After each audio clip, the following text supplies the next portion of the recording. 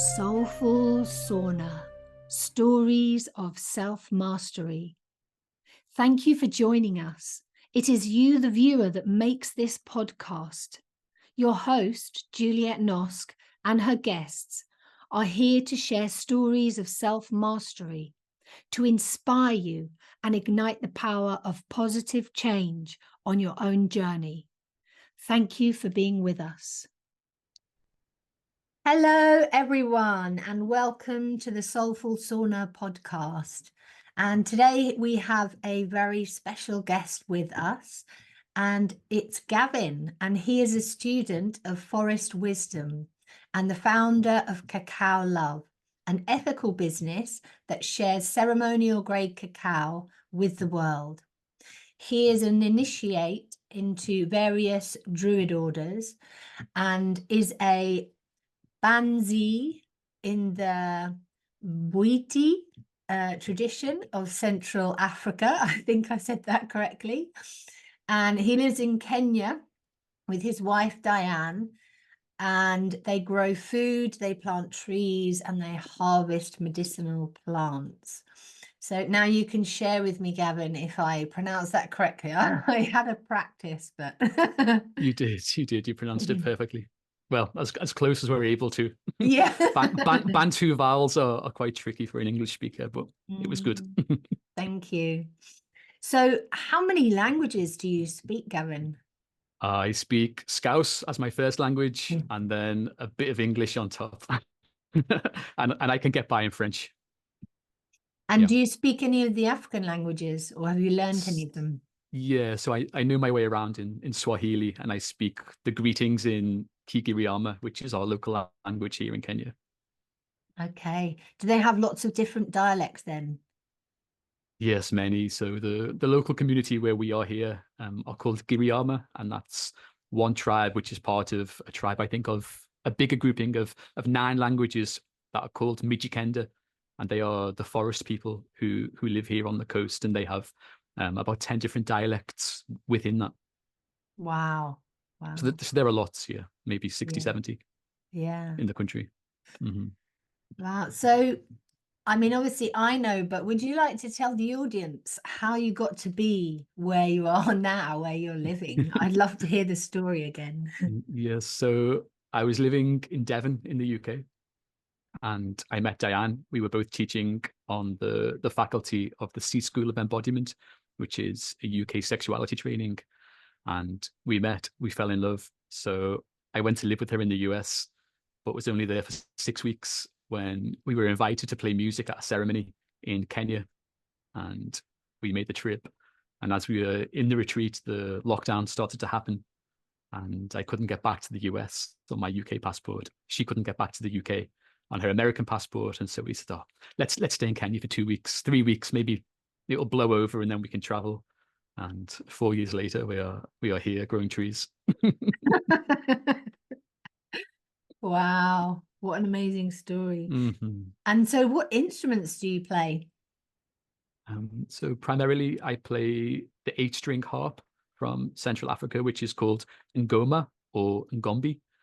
And it's the same harp you can see depicted in some of the ancient Egyptian reliefs that, according to the folklore that we received, began in the forests of Central Africa, where it was played horizontally by the forest people. And the ancient Egyptians came down into the forest.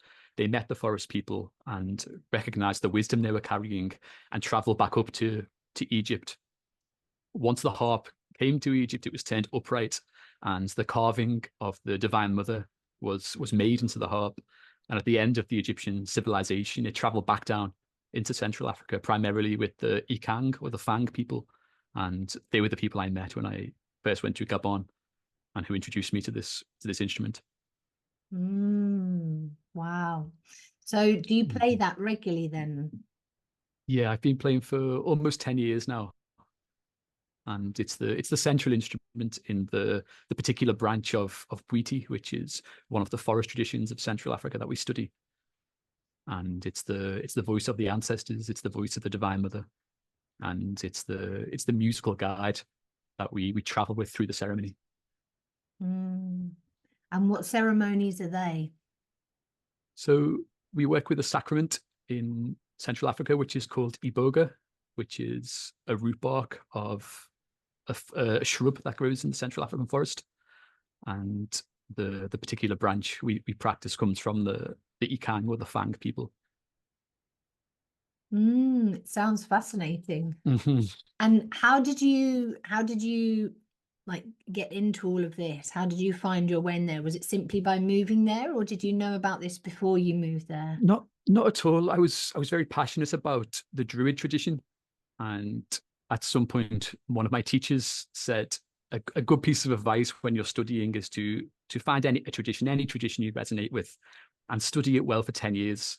And then when you've done that, find something completely different and study that for 10 years. And at the end of that period, you have a good understanding of the universalities of wisdom traditions and also the specifics of different cultures and contexts. And so without really planning it, after about 10 years of taking initiations and moving through different study systems within Druidry, I met someone who was playing this harp in the UK, and immediately I connected with the music, with the polyrhythms, and spent some time with him, became intrigued with the tradition itself, and then made my first trip to Gabon, and I went through the traditional rites of passage. And was this before you moved there? Yes, yeah. Yeah, this was about, I think, 8 years ago was the first time I went to Gabon. Okay, I see. So it was through the harp that you gained through the harp, exactly. Okay, wonderful. And then how about your journey with cacao? Because that's how we met. We were connected through the beautiful plant of the cacao. So I was about 11 years ago, I was in a ceremony in the UK with somebody who works with one of the cactus medicines of South America.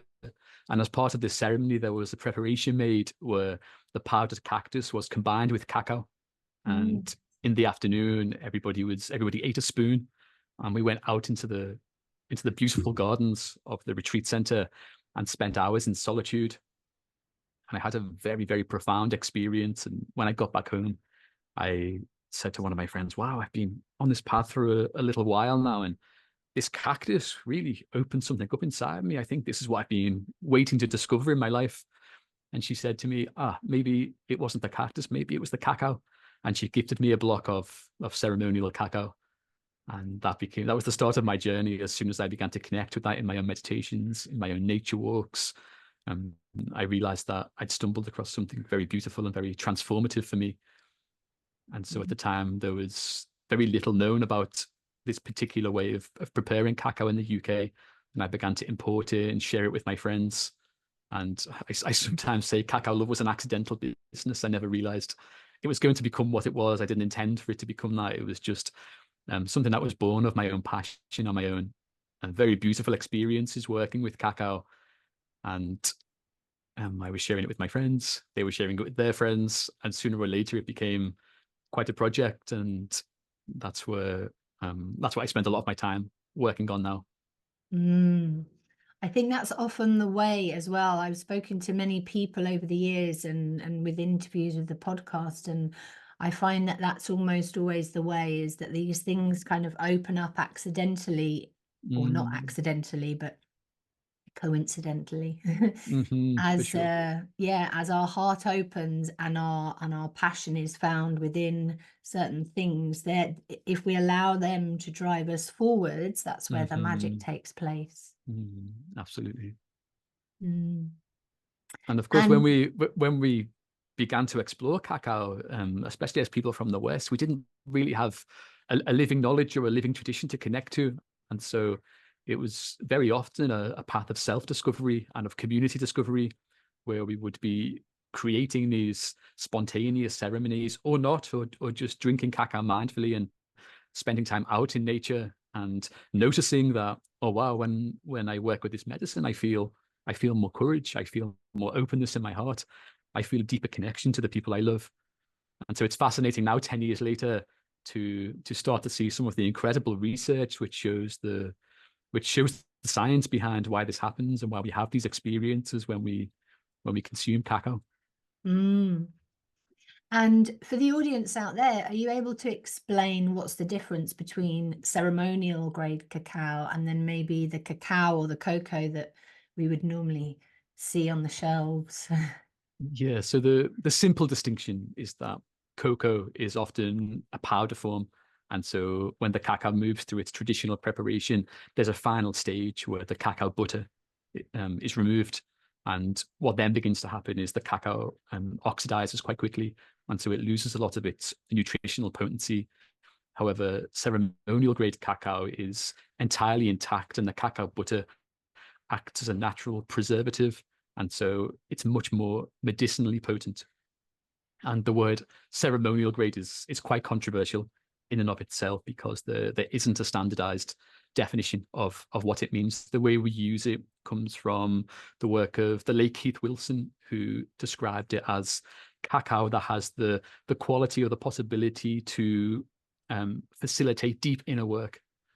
And it was in that spirit that I began to call this cacao ceremonial grade cacao. And since then, there are lots of other ideas and possibilities of what that word could mean and how we could use it, many of them relating to working with sacred reciprocity, working with organic or permaculture or agroforestry cultivation techniques, and so on and so on. It's a living and unfolding conversation.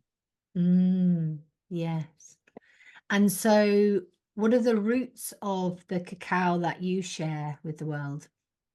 So it comes from the central highlands of Peru, from the Junin province, and it's grown by family farmers who are part of the Ashaninka communities, who live along two main rivers in a town called Satipo.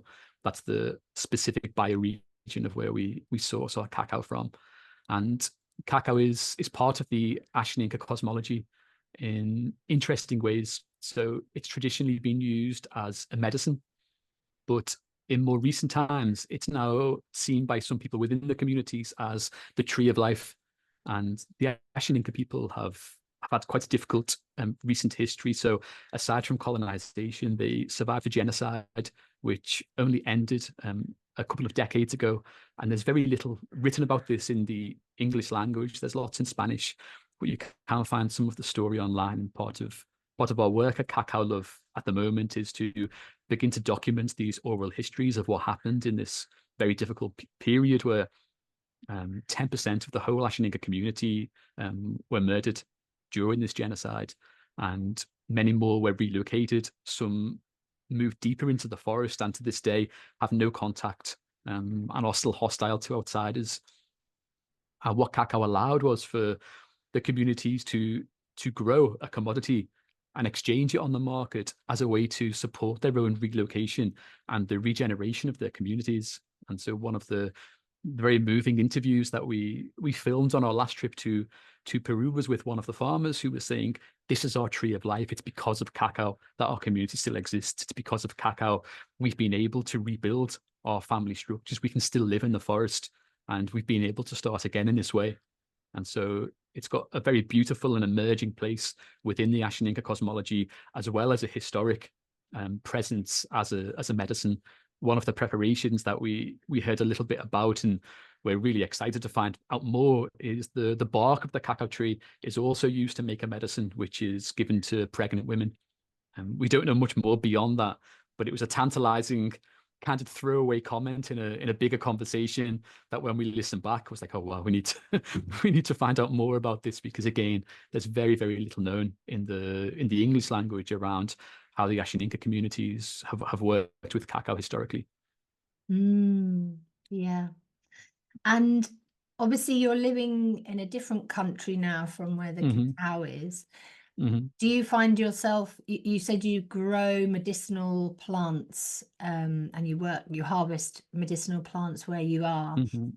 There's an interesting conversation that I've been in, which is around, utilizing our more local plants, because obviously here in the UK as well, we have so many medicinal plants. Have you found that there are specific plants that you work with that are better suited to where you are, like climate wise, for example? I don't know if you know, like bindi, the lady's fingers, okra. They're Yeah, of actually, course.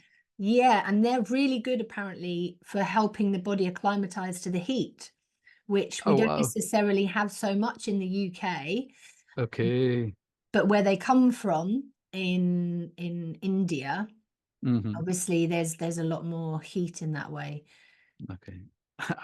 I'm kind of laughing because okra is a staple food in my wife's cuisine. She's from Cameroon, and it's one of the traditional dishes is an okra soup. But it's not eaten so much in Kenya. But I found out yesterday that there's a huge surging demand in Nairobi right now because there's a story that it increases the lubrication of women.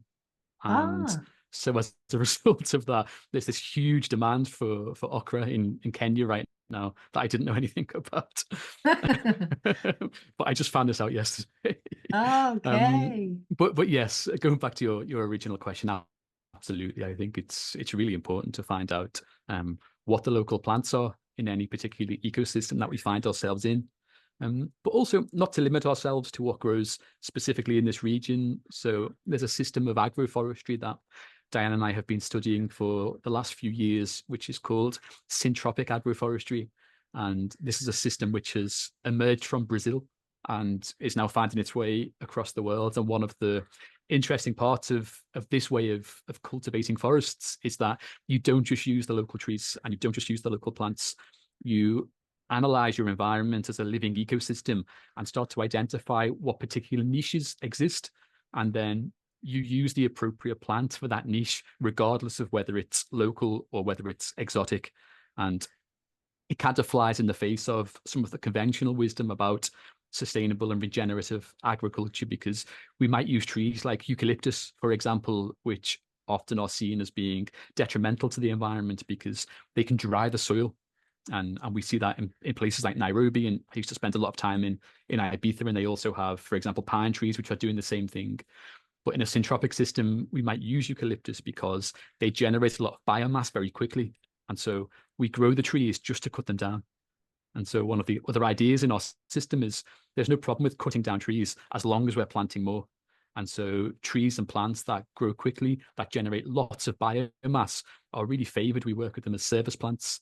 And so we can grow them, we can cut them down, and then we can recycle them into the system. And so it's moving beyond any kind of fixed ideas around what's local and what's exotic and moving more into what can we use to fill these specific niches. And this kind of connects to some of the ideas around cacao too in South America, and especially about the ancient strains of cacao, where there are some people who are making an interesting point that there's really no such thing anymore as a pure heirloom strain because the natural pollination of the cacao trees means that nature itself is creating hybridization all of the time. And so the idea of these genetically pure indigenous strains is contested.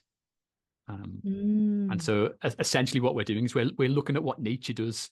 And if seeds find their way from one place to another, the forest itself doesn't say, well, this is an exotic seed, so I'm not going to allow it to germinate in my soil. Instead, it will take root, and if it fills a particular niche, it will thrive. And so Mm. the way we are approaching this piece of land that we're stewarding right now is to look at it through those eyes. What are the niches here, and what's missing? What can we introduce? How can our intervention as humans be one that's beneficial to the entire ecosystem? Yeah. And again, if we step back and take the same approach philosophically about how we might interact as well, me as a Western person, Diane as a Central African person, with, for example, the indigenous people of the Central Highlands of Peru, we can ask ourselves the question, how can my presence here be one that's truly regenerative and not extractive? Mm. Yeah. Yeah. And that brings an image in my mind of how, we have been nomadic people in the past, Mm, moving and wandering and realizing that that is a part of us. I mean, absolutely. passports are a fairly new thing in the world in relation Hmm. to how long the world has existed. Yeah, And absolutely. so just like the plants, we too, wander and regenerate with each For other. sure, for sure. And yeah, it was very common in ancient times for initiates of the mysteries to travel to faraway lands and to take initiation in the mysteries of other places. So Pythagoras, for example, was also an initiate of the ancient Egyptian mystery schools. And of course, there are stories that Jesus of Nazareth too, in those missing years, traveled, went to ancient Egypt and passed through those mysteries. And that was very normal and very common. There's an amazing documentary that right now I can't remember the name of, and it's exploring shamanic traditions and looking at artwork from different continents and seeing that in ancient times there's quite convincing evidence that the shamans of one land would travel with their medicines, and they would seek out the shamans of other lands, and they would exchange their plants, they would exchange their rituals. And so there's a long historical precedent of humans sharing knowledge, of humans sharing plants, of wisdom traditions taking root in other lands and continuing to evolve. So I see us as being contemporary participants in that very ancient lineage. Yeah, yeah. Wow, fantastic. And so what would you say is your main focus of your work now? And or are you, because it sounds like you're doing quite a few different things, but is there a main focus for your work right now? I suppose the passion that I have right now is to find a place where I can live as close to the land as possible. And I found myself here in a place where that's very possible.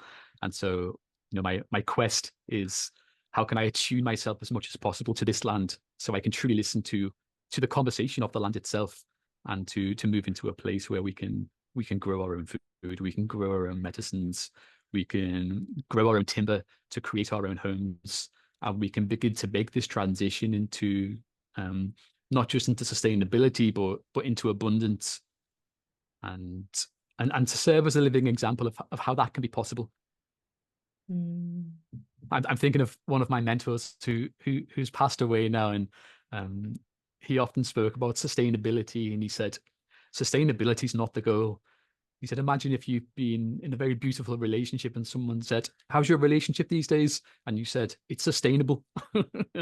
He said, abundance is our natural state. And that's definitely what we should be striving for. So I think that's my main passion right now is how can we cultivate abundance?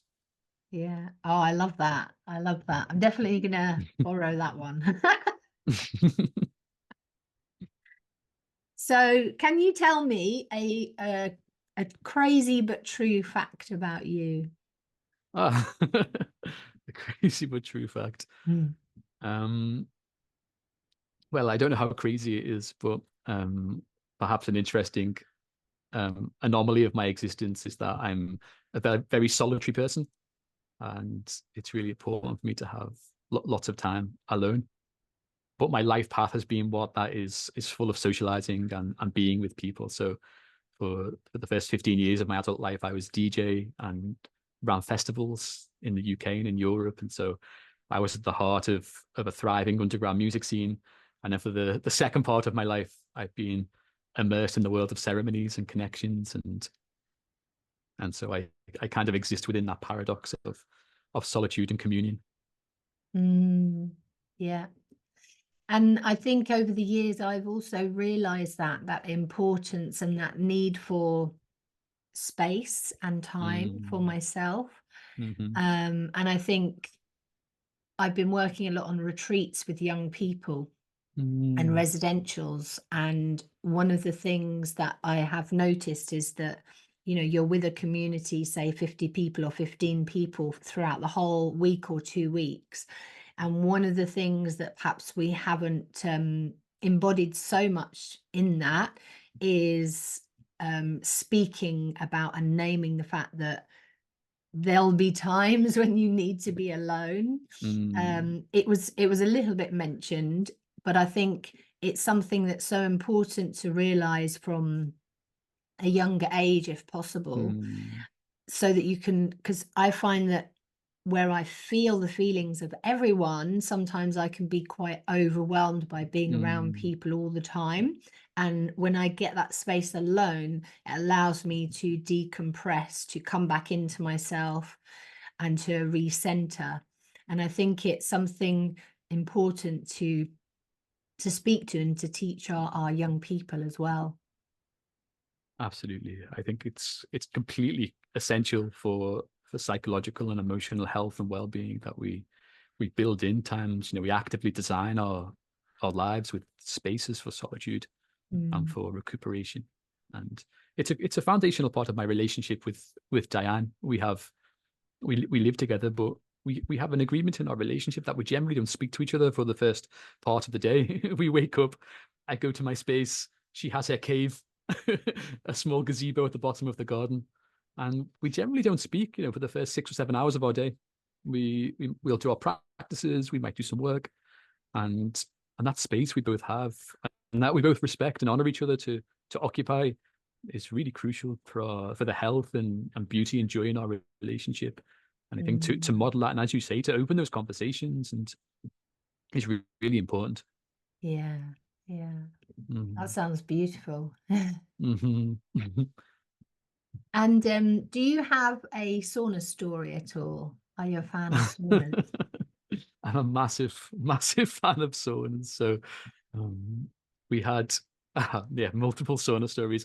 When I used to, and before I moved down south, I was living in a seaside town called New Brighton, which is just over the River Mersey from Liverpool.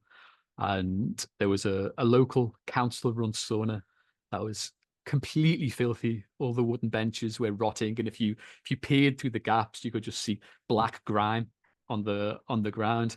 But this place was a real hub, and it was a place for men to get together and to share in a way that didn't really exist in that working class community.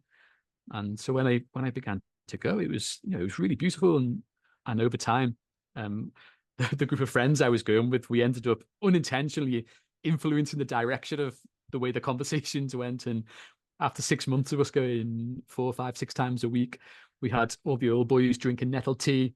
We were making ointments with black pepper and eucalyptus oil for people's arthritis. There's a guy with a bad shoulder, and we'd make ointments to support his shoulder.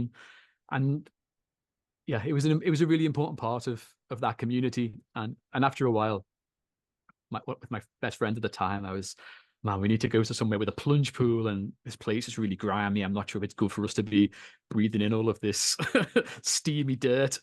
And so we signed up to like the expensive local gym with a beautiful sauna and steam rooms and plunge pools. And when we went to these saunas, nobody spoke. There was no community. It was it was sterile in every sense of the word.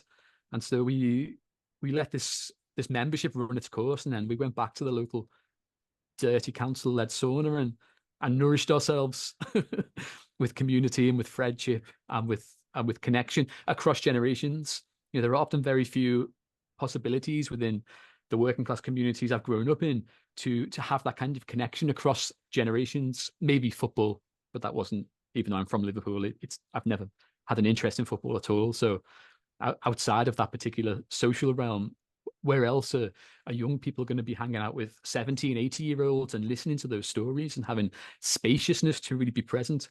And the sauna was that. Mm, that's So I recommend for amazing. all people to explore their local council saunas. Yeah. Yeah, yeah. And that's why I began, the Soulful Sauna podcast, was because of the amazing Mm, conversations I had in the mm, saunas. that's it. Yeah, Yeah. And like you say, you speak with all different kinds of people, all different ages, all different backgrounds, and everyone's there without their phone, half naked, and, conversing. And some of the conversations were very, very magical. definitely. Yeah. Definitely. Mm. And what's your passion? What's lighting you up in the world at the moment?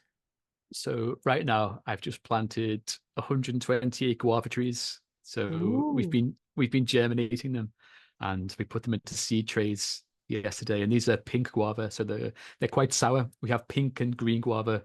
So in the garden right now, the pink guava are ripe. We've just got hundreds and hundreds of fruits for every day. And so we collect the seeds from them.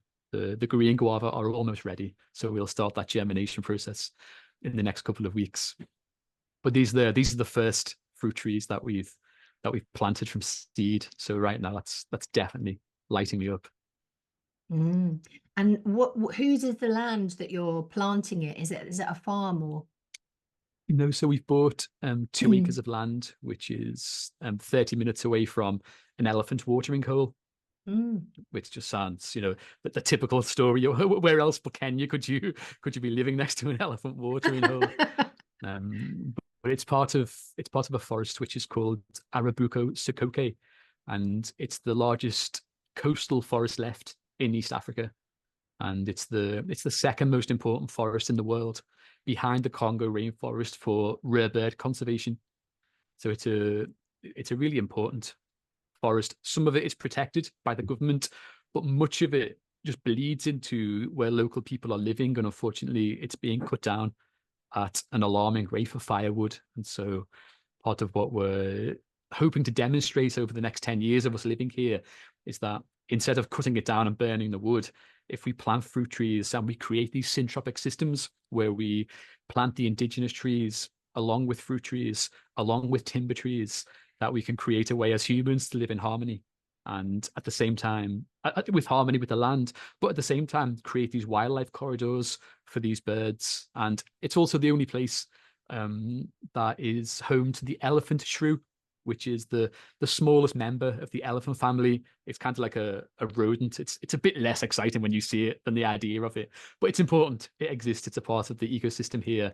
But this forest is the only place where this elephant shrew lives in the world.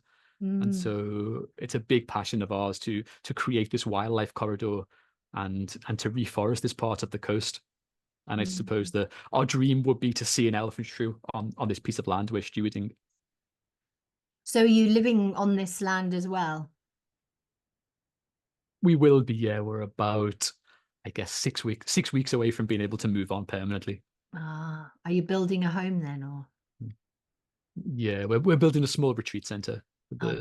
for the cacao ceremonies we do, for the sound journeys we do. How wonderful. Yeah. And how do you get around out there? How do you move around? We have bicycles, so the roads are pretty good where we are. And then if we need to go further, then there's a thriving local culture of motorbike taxis. So we ride on the back of a bike. And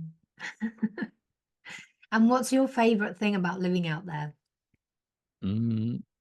My favorite thing is that I can be mostly naked most of the time. My friend who's here now saw me put a t-shirt on this morning and said, "Oh, what are you doing?" he knew I must be doing something serious if I'm getting dressed. but we are both naturists, and that's also a part of the ancient Druid tradition. There's been a big naturist movement as part of that in the UK, going back for the 3 centuries that the Druid revival has existed. But for Diane and I too, we both love to be naked, and we're in a place where we can be every day of the year. So that's something I really love about being here. I think that's beautiful. Yes, I definitely resonate with that. And I think it's so natural. And I think a lot of the time we're scared of the naked body almost. And because it's been sexualized quite a lot, there's a lot of things that could be, I guess, taken negatively about it. But actually it's such a beautiful thing, and it's so natural. And yeah. I actually went on a first date to a nudist beach once. Oh wow. Yeah, so I was actually living in Spain at the time, and the guy he sent me this like a link to the location where we were going to meet, and I looked at it and I was like, oh, so it's a nudist beach, because they're quite common in Spain as well. And I messaged him, I said, oh, it's a nudist beach. And he said, yeah. He said, well, you said you love nature and you said you loved hanging out naked. Oh. And he said, and I often go, and not all of my friends, like to. So I thought it was a good place to meet. And I said, sounds good to me. I took the precautions of, telling a friend where I was going. And obviously we were in public, so there wasn't a problem there. And yeah, we met in the car park, and then we went down to the beach. And for me and for him as well, it was the most natural thing, to be. Clothes are an addition. And I guess, Yeah, when I was younger, I used to maybe not be so happy with my body, but then I did life modeling where you stand naked and they draw you. And it really opened up a new understanding of the human body for me. And yeah, I just think that's a beautiful way to live. Yeah. Definitely. I think that's the best first date story I've ever heard. I love that adventurousness. I guess it was at Antarctica. You may not be so naked. Yeah, it's true. It's true. I'm thinking about one ritual I did in Gabon too. At this point, I'd been going to the same temple for a few years, and at a certain point, they recognized that I was a bit serious about this tradition, and I wasn't just a tourist passing through. And so, partway through the night, there's a place where the initiates go and perform rituals in private, away from the main temple. And so, one of my elders invited me. He said, "It's time, come with us." So I went, and I get there, and there's like maybe 30 or 40 guys. They brought me into the middle and said, "Take your clothes off." I kind of just did a second take. And he's deadly serious. He said, "We're all brothers." And there was something very, very beautiful and liberating. And yeah, and I did. And we were all brothers. And yeah, Are you able it's to an share interesting what part of else my journey. the ceremony held?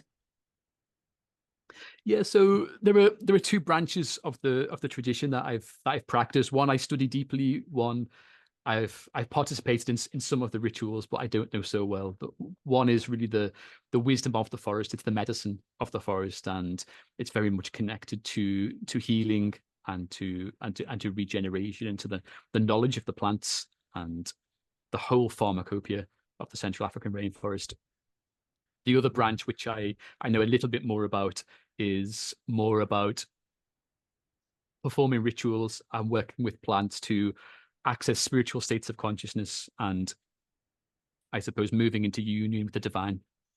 And so that's really been more of my own practice. And again, the harp is a central part of that. There is something very particular about the polyrhythms which are played on the 8-string harp, which is something not so present in Western music, but it's the foundation of all African music. And a polyrhythm is when you play two different rhythms, so two different tempos that are played simultaneously. And so they interlock, but they move in different directions, almost like two circles moving. And so there's a point where they meet, then they move off. And that has it's a science of consciousness and what that can do, and how it can open up vistas of inner vision was something that I found compelling and profound.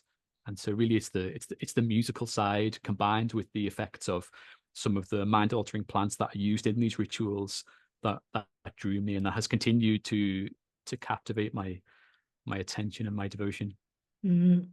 Yeah, I love that, and I'm really looking forward to listening, because I don't think I've heard you playing your harp. Yeah, Yeah. I will share some music, and there's lots online for anybody who's interested to hear this music. You can just type Bwete music into YouTube, and there are lots of recordings from different traditions. Yeah. Thank you. And you'll hear the origins of so much.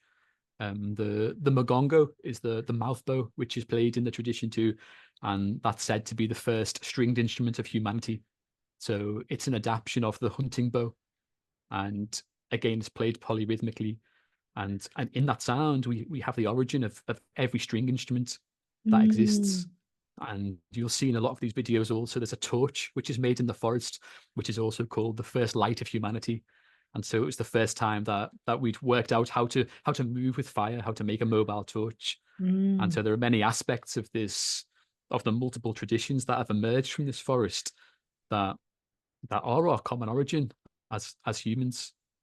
Yeah. And Yeah. some of the technology which has enabled us as a species to evolve and adapt to so many different climates and different parts of the world, they come from this rainforest. So it's very much a case of going back to our common origins as humans. It's very inspiring in that way. Yeah.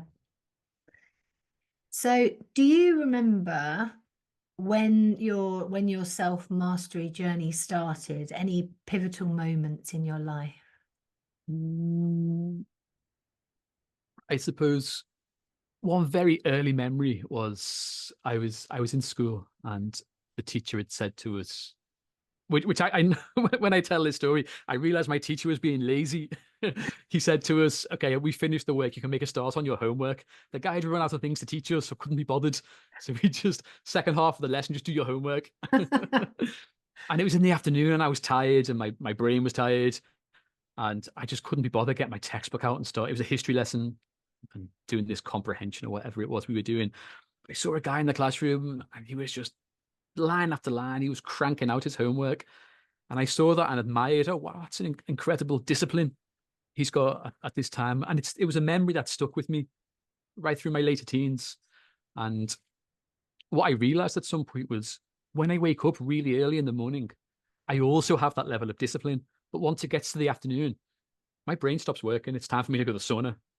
And so the lesson I took from that is that our brains work differently. And as much as possible, we can create a way of living and a way of expressing ourselves that plays to our natural strengths. What are we in? What's inherently effortless? What feels pleasurable? And that became a starting point for many of my explorations, whether it's through spirituality and music, whether it's through working with plants that create altered states of consciousness, like cacao, whether it's the work I've done in the field of sexuality, what inherently feels good to us. And that's a really deep question that takes a long time to answer. What feels good? What do I want? And I think that's been a real part of my own journey to what we could call mastery. Is what do I want? What feels good in my body? How can I create a life within the framework of the life I've got that feels good and ultimately allows me to express my gifts? Because in both of the traditions that I've spent a big part of my life studying, creativity and the expression of our gifts occupy a central role in the reason why we do this. Why do we perform these rituals? Why do we stay up all night in prayer? Why do we spend thousands of hours practicing a musical instrument? So we can offer our gifts, we can share our creativity, we can express our joy. And inevitably that looks different to every person. But the pursuit of that and the deep listening and the asking of that question, what feels good? What do I want? I think is a very good starting place for us all in every moment. Yeah. It brings to mind something that we tell children sometimes, which it's come to my awareness, and it's come to my awareness not to use it, which is something I used to get told when I was younger. I want doesn't get. Yeah, nonsense. I know. Yeah, nonsense. And sometimes we need to like question these patterns of things that we've lived in, and really shift that so that we can come into that space of, you know, being okay with this is what I want. And like you say, this is what feels good in my body. And sometimes it's a matter of unlearning things that, you know, have gone on in our lives so that we can retrain ourselves and really start to listen to what feels good. Because often as children, perhaps, you know, it's an unconscious thing, but as adults maybe we have like conditioned children not to listen to their natural rhythms, to their natural body. I mean, if you look at life, the cycles of the structures, sorry, that we live in don't necessarily support our natural cycles. Exactly. And there's even a game we play within. I used to train people to become sexological body workers, and within that practice, we have a game called I Want, and we play together. We make a list of the things we want. We read out our want list aloud. It's a big game. It's a big thing to actually sit and contemplate what do I want, for all the reasons you're talking about, because most of us have grown up in structures that don't support our natural rhythms, and we've been conditioned to deny what we want, or even the word want often has a negative connotation. Yeah. When truly in its authentic expression, it's connected to desire and to joy and to pleasure. Yeah. So in your life, Gavin, what do you want? What do I want? I want peacefulness. Right now, we have a big problem here with crows. I want the crows to leave us alone. Oh, Which is happening, as I understand. There's a whole campaign right now to reduce the crow populations. yeah. I wonder what message they're bringing. I don't know. Have you looked at crow symbology? No, I haven't. I haven't. That would be a good thing to do. I think, Yeah. I think it's crows that help us travel from one world into the next, I think. Ah, okay. They might be that. And yeah, have a look at animal symbology of the crow, Okay. because there may be a message there for you. I have my animal cards, but they're not on me right now. Okay. As soon as we finish this conversation, the next thing I'm going to do today is to find out why my village is plagued with crows. Yeah, because they're probably bringing a message. Yeah. Probably bringing a message. You know, my mum, when I was younger, always had this. It's called Animal Speak, and it's a book with different animal symbology. So I'm very connected with Native America. I was born in Canada, Vancouver Island. Ah, okay. Yeah, and we always looked at, you know, if there was a particular animal that kept coming into your life, or I still do it, you know, if there's a particular animal that keeps appearing either in images or actually in reality or in language, then looking at what message is it bringing to us. Yeah. Okay, you've inspired me to look into this more deeply instead of being grumpy when I wake up in the morning. And my dawn chorus is ruined by the squawking crows. Yeah, they want to be heard. Yeah, for sure. Yeah, for sure. So, is there anything else that you would like to speak about before we end today's conversation? Well, I suppose I'd like to share my gratitude for this conversation. I'd like to share my gratitude for Cacao, because it's Cacao that brought us together in the first place, and also for the passion of so many people in this growing community about the work we do, at Cacao Love, and really for the support we're shown to really live in our authentic joy. Because in the tradition of Bwete, for example, my traditional name that I was given at initiation is the person who rows the rowing boat. And so part of what my role is in this incarnation is to bring people from one continent to another, from one land to another. And so much of my life is that expression, whether it's being the person who brings cacao from one continent to another, who brings ideas and seeds and inspirations from one place to another. When I'm living in that, I'm in my highest joy. I'm in my highest expression. And it's really because of the trust and the commitment of people like yourself into what we do at Cacao Love, that all of that is possible. So I hope the life that we are living can be that inspiration, and that can plant those seeds of possibility into the hearts of all of the people who drink this cacao, and who share with their communities what becomes possible when we gather together consciously, whether it's in a circle, whether it's in a sauna, or whether it's online.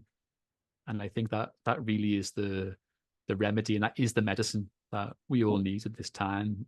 And as we started off this conversation, we live in unpredictable times, and for sure, I think gathering together consciously and sharing our sacraments, sharing the medicine of our hearts, that is the medicine that we all need right now. So that would be my closing gratitude and thought.